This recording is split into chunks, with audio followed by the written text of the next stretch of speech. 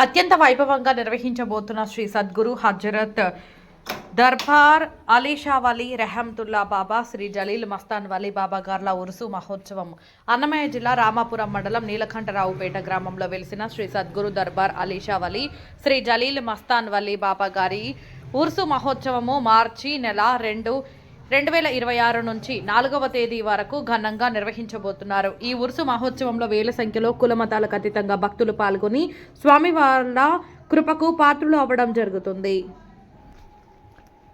ఈ సందర్భంగా దర్గా కార్యనిర్వాహకులు సత్యమయ్య స్వామి మాట్లాడుతూ మార్చి నెల 2వ తేదీ సోమవారం గంధ మహోత్సవము నిర్వహించడం జరుగుతుందని, 3వ తేదీ మంగళవారం జెండా మేరవని ఉరుసు మహోత్సవము నిర్వహించడం జరుగుతుందని, 4వ తేదీ బుధవారం తహాలీలా మహాప్రసాదము భక్తులకు అందరికీ పంచిపెట్టడం జరుగుతుందని, ఈ ఉరుసు మహోత్సవానికి ప్రజలు వేల సంఖ్యలో పాల్గొంటారని, భక్తులకు అందరికీ 3 రోజుల వరుస మహోత్సవంలో భోజన సౌకర్యం, త్రాగునీటి సౌకర్యం కల్పించడం జరిగిందని, ఉరుసు మహోత్సవం రోజున 3వ తేదీ రాత్రి హిందూ మహమ్మదీయ సోదరుల సహకారంతో బ్రహ్మాండమైన వాయిద్యములతో గొప్ప కవ్వాలి కోటి నిర్వహించడం జరుగుతుందని, కావున సోదర సోదరీమణులు ఎల్లరూ విచ్చేసి ఉరుసు మహోత్సవంను జయప్రదం గావించి తీర్థ ప్రసాదములు స్వీకరించవలసిందిగా కోరడమైంది.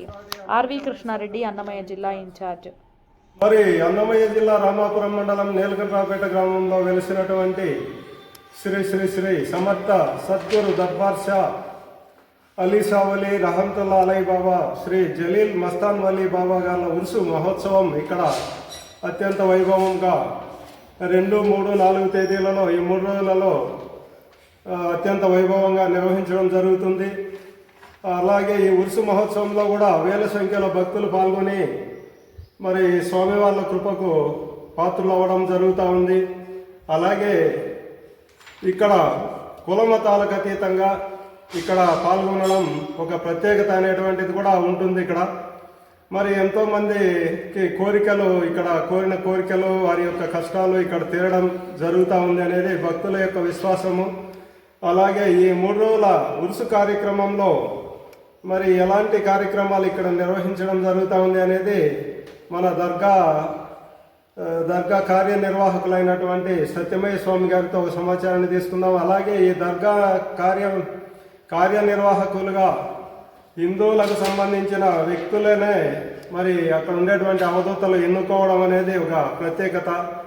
మరి ఇక్కడ ఉండేటువంటి మహిమలు కూడా అనేకమని కూడా చెప్పుకుంటుంటారు ఇక్కడ ఉండేటువంటి ప్రజలందరూ కూడా. మరి మనం కూడా తెలుసుకుందాం ఆలయ ధర్మకర్త గారితో. నమస్తే స్వామి. మరి ఉరుసు కార్యక్రమం యొక్క సమాచారాన్ని ఇవ్వండి స్వామి. భక్తులందరికీ నమస్కారము. అన్నమయ్య జిల్లా రామాపురం మండలం నీలకంఠరావుపేట గ్రామం దర్బార్ నగరం దర్గాలో వెలిసిన శ్రీ సద్గురు హజరత్ దర్బార్ అలీషావలి రహమతుల్లా అలై బాబా గారు మరియు శ్రీ సద్గురు హజరత్ జలీల్ మస్తాన్ వలీ బాబా గార్ల ఉరుసు మార్చి నెల 2వ తేదీ ఉదయం ప్రాతకాలంలో వారికి అభిషేకంతో ప్రారంభమవుతుంది. రాత్రి 2వ తేదీ రాత్రి గంధం ఉత్సవం జరుగుతుంది. అలాగే 3వ తేదీ రాత్రి జెండా ఉత్సవము మెరవణి జరుగుతుంది. ఆ రోజు గొప్ప ఖవాలి ఉత్సవం కూడా జరుగుతుంది. దానికి తర్వాత 3వ తేదీ తెల్లవారితే 4వ తేదీ తెల్లవారుజామున సద్గురువులకు మహానైవేద్యం సమర్పించడం జరుగుతుంది. అంతటితో ఉరుసు మహోత్సవాలన్నీ పూర్తవుతాయి. ఈ కార్యక్రమానికి వేల సంఖ్యలో భక్తులు రాష్ట్రం నుంచే కాదు, చుట్టుపక్కల ప్రాంతాల నుంచే కాదు, దేశం నలుగుల నుంచి ఎంతోమంది ఆ సద్గురువుల యొక్క భక్తులు, దర్గా స్వామివారు, దర్గా అమ్మాయి గారి భక్తులు ఇక్కడ హాజరయ్యి ఆ సద్గురువుల యొక్క ఎంతో భక్తితో శ్రద్ధలతో పాల్గొని వారి యొక్క మనోభీష్టాలు నెరవేర్చుకుంటారు. ఆ భక్తి ప్రపత్తులతో పాల్గొంటారు. వాళ్ళు మొక్కుబడులు అన్నీ చెల్లించుకుంటారు. ఆనందంగా సంతోషంగా పాల్గొంటారు. ఆ దర్గాలో వెలిసిన మహనీయులు 1474వ సంవత్సరంలో శ్రీ సద్గురు హజరత్ దర్బార్ అలీషావలి రహమతుల్లా బాబా గారు, తరువాత 100 సంవత్సరాలు తర్వాత శ్రీ సద్గురు హజరత్ జలీల్ మస్తాన్ వలీ బాబా గారు ఇక్కడ వెలిసినారు. అప్పటి నుంచి వారు తమ దగ్గరికి వస్తున్న భక్తులకు వారి యొక్క కోరికలు తీరుస్తూ ఇక్కడే ఉండి వారు సమాధిలో ఉండే భక్తులందరినీ కాపాడుకుంటూ వస్తున్నారు. వారు నిండు సమాధిలో ఉండి కూడా ఈ చుట్టుపక్కల ప్రాంతాలందరికీ ఎంతోమందికి సశరీరంగా దర్శనం ఇచ్చినారు. ఈ చుట్టుపక్కల ప్రాంతాల వారైతే కొంతమంది దూర ప్రాంతాల వారు కూడా వారిని దర్శనం చేసుకోవడము జరిగింది. తరువాత 1957 సంవత్సరంలో శ్రీ సద్గురు దర్గా స్వామీజీ వారు ఈ ప్రాంతానికి రావడం జరిగింది. ఇక్కడ వారు పూర్వము ప్రొద్దుటూరులో నివసించేవారు. మెడ్రాస్ యూనివర్సిటీలో చక్కగా చదువుకున్నారు. హంపీలో ఉద్యోగం చేసేవారు. వారి పూర్వనామంలో సుబ్బరాయలు స్వామిజీ. కానీ వారు హంపీలో ఉద్యోగం చేస్తా అంటే వారికి ఒక దివ్యమైన దర్శనం కలిగింది. నాయనా, నువ్వు చేసేది ఈ పని కాదు, నువ్వు వచ్చింది, నీ కర్తవ్యం వేరే, ఇది నీ కర్తవ్యం కాదని ఆ పరమాత్ముడి యొక్క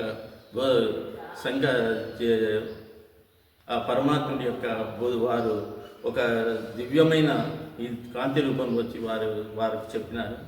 తర్వాత శ్రీ సద్గురు దర్గా స్వామి వారు ఉద్యోగానికి రాజీనామా చేసి వారి ఊరైన ప్రొద్దుటూరుకు వెళ్ళినారు. సరే, ఇంటి దగ్గర ఉన్నారులే, బంగారంగడి చూసుకుంటారులే అనుకున్నారు. నీలకంఠరావుపేటలో జన్మించిన దర్గా అమ్మాయి గారి పేరు రంగనాయకమ్మ. ఆ మహాతల్లినిచ్చి వివాహం చేసినారు. కానీ ఆయన పూర్వంలాగానే నిరంతరము ధ్యానము, తపస్సు అలా చేస్తూ ఉండేవారు. కొద్ది రోజుల తర్వాత ఈ ప్రాంతానికి వారు వచ్చినారు. వచ్చి చూస్తే దర్గాలో ఉండే మహనీయులు తమ దివ్యమైన దర్శనాన్ని వారికి కలిగించి వారి స్థానం ఇదేనని సూచించడం జరిగిందన్నమాట. దానికి పూర్వము వేరే ముస్లిం మహనీయులు ఉరుసు మహోత్సవాన్ని అంతా జరిపిస్తుండేవారు. తర్వాత 1959 సంవత్సరం నుంచి స్వామివారి ఇక్కడ స్థిర నివాసం ఏర్పరచుకొని ఉరుసు మహోత్సవాన్ని ఘనంగా, వైభవంగా, కుల మతాలకు, జాతి భేదాలకు అతీతంగా ఈ ఉరుసు మహోత్సవాన్ని నిర్వహిస్తున్నారు. వారు ఇక్కడికి వచ్చినప్పటి నుంచి ఎంతోమందికి ఉద్యోగం లేని వాళ్ళు ఇక్కడికి వచ్చి స్వామి ఉద్యోగం లేదంటే ఉద్యోగము, ఆరోగ్యం కొరకు వచ్చేవాళ్ళు, ఉద్యోగం గురించి వచ్చేవాళ్ళు, సంతానం కోసం వచ్చేవాళ్ళు, వివాహం గురించి వచ్చేవాళ్ళు, అట్లా తమ ఎన్నో మనోభీష్టాలు, కష్టాలు దర్గా స్వామి వారికి, అమ్మాయి గారికి విన్నవించుకొని వారికి దాని నివారణోపాయాలు అవన్నీ పొంది వారి ద్వారా వారికి కావాల్సిన మనోభీష్టాలని సంపూర్ణంగా పొందేవారు. ఆ విధంగా స్వామివారు 2019 ఫిబ్రవరి 2వ తేదీ వరకు, ఆ రోజు వరకు కూడా వచ్చిన భక్తులందరికీ ఏమేమి కావాలనో వారి యొక్క అన్ని కోరికలు నెరవేరుస్తుండేవారు. ఇక్కడికి ఎంతోమంది డాక్టర్లు అయితే ఏమి, ఇంజనీర్లు అయితే ఏమి, జిల్లా జడ్జీలు అయితే ఏమి, కలెక్టర్లు అయితే ఏమి, ఎంతోమంది స్వామివారిని దర్శించుకునేవారు.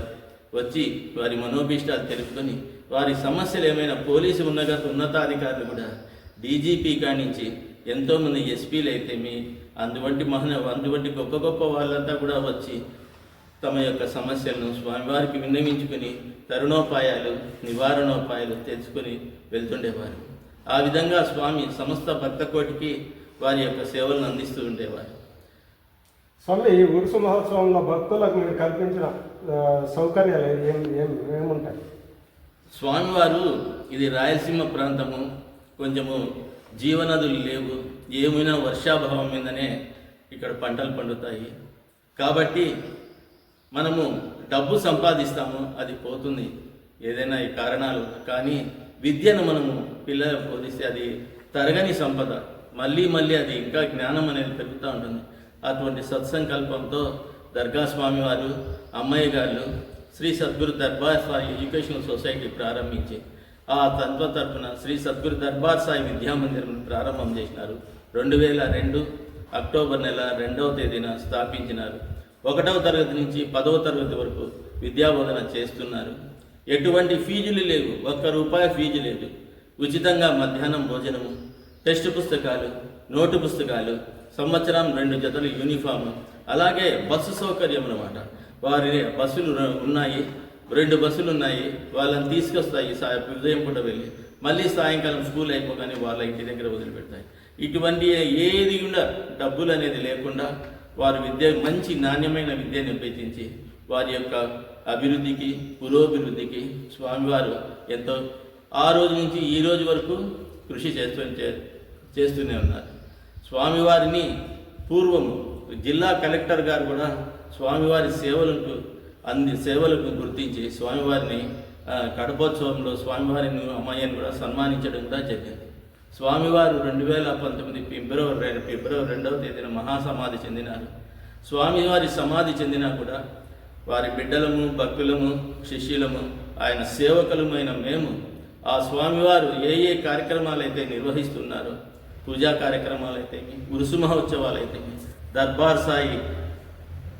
దర్బార్ సాయినాథుడి మందిరం అయితేమి పూజా కార్యక్రమాలు, సమాధి మందిరంలో పూజా కార్యక్రమాలు యథావిధిగా నిరాటంకంగా కొనసాగిస్తున్నాము. అలాగే స్కూల్ కూడా అలాగే నిర్వహిస్తున్నాము. ఇప్పుడు అంతేకాకుండా స్వామివారు 2008వ సంవత్సరం నుంచి ఇప్పటి వరకు రాయచోటి, రామాపురము, లక్కిరెడ్డిపల్లె, సుండుపల్లె, నీలకంఠరావుపేట, గూగల్ చెరువు ఈ ప్రాంతాలందరూ చెందిన విద్యార్థులు ఉత్తమ ర్యాంకులు సాధించిన వారికి విద్యారంగం MBBS మరియు ఇంజనీరింగ్లు, మెడిసిన్ విభాగము, ఇంజనీరింగ్ విభాగంలో సంవత్సరానికి 10,000 రూపాయలు చొప్పున 4 సంవత్సరాలు ఇస్తున్నారు. 2008వ సంవత్సరం నుంచి అది ఇప్పటికి కూడా నిరాటంకంగా సద్గురు దర్గా మాతాజీ శ్రీమతి గంగిశెట్టి రంగనాయకమ్మ ఎడ్యుకేషనల్ అండ్ సేవా సమితిని స్వామివారు స్థాపించినారు. ఆ అమ్మయ్య పేరు మీద ఈ రోజుకి కూడా స్కాలర్షిప్లు అందజేస్తున్నాం. ఆ విధంగా ఇప్పుడు ఉరుసు మహోత్సవానికి వేయించేసే భక్తులందరికీ 3 రోజులు 2వ తేదీ ఉదయము టిఫిను, మధ్యాహ్నం భోజనము, రాత్రి భోజనము, 3వ తేదీ కూడా ఉదయం టిఫిను, మధ్యాహ్నం భోజనము, రాత్రి భోజనము, మంచినీటి వసతి, తర్వాత 4వ తేదీ తెల్లవారుజామున మహానైవేద్యము అన్నీ కూడా భక్తులకు అందజేయడం జరుగుతుంది. అంతా ఉచితంగానే భోజన సదుపాయము, మంచినీటి వసతి అంతా కల్పించడము జరుగుతుందన్నమాట. ఎంతోమందికి, వేల మందికి అన్నదానం జరుగుతుంది. దాదాపు 9,000 నుంచి 10,000 వరకు భక్తులు వచ్చే అవకాశం ఉంది. అంటే ఈ రంజాన్ మాసం అన్నమాట. ఈ రంజాన్ మాసంలో ముస్లిం సోదర సోదరీమణులు ఒక్క పొద్దు ఉంటారు కాబట్టి వాళ్ళకు రాత్రి 7 గంటలకు ఒక్క పొద్దు ఇడిస్తే వారికి ఆ సమయానికే వారికి భోజనం ప్రసాదాన్ని ఏర్పాటు చేసేస్తాము. వాళ్ళు ఒక్క పొద్దు తీర్చుకొని ఉండొచ్చు. తర్వాత తెల్లవారుజామున వారు 5-10 లోపలనే ఆహారం తీసుకోవాలి కాబట్టి 4 గంటల 30 నిమిషాలకే అక్కడ భోజనం అంతా ఏర్పాటు చేసి పెట్టేసి ఉంటాము. ఆ ఒక్క పొద్దు ఉండే భక్తులు కూడా అక్కడికి ఆ సమయానికి వెళ్ళి వాళ్ళు ప్రసాదం తీసుకొని వాళ్ళ ఒక్క పొద్దు కార్యక్రమం నిర్వహించేటట్టుగా కూడా మేము ఏర్పాటు చేస్తున్నాము. కాబట్టి భక్తులందరూ కూడా ఎంతో భక్తితో, శ్రద్ధలతో ఆ పరమాత్ముని సేవకులు, భక్తులు అయిన మీరందరూ కూడా ఆనందంగా, సంతోషంగా పాల్గొని వారి యొక్క కృపకు పాత్రలు కావాల్సిందిగా మేము వినమ్రంగా మిమ్మల్ని కోరుకుంటున్నాం. ఓకే, థ్యాంక్ యూ స్వామి. నమస్కారం.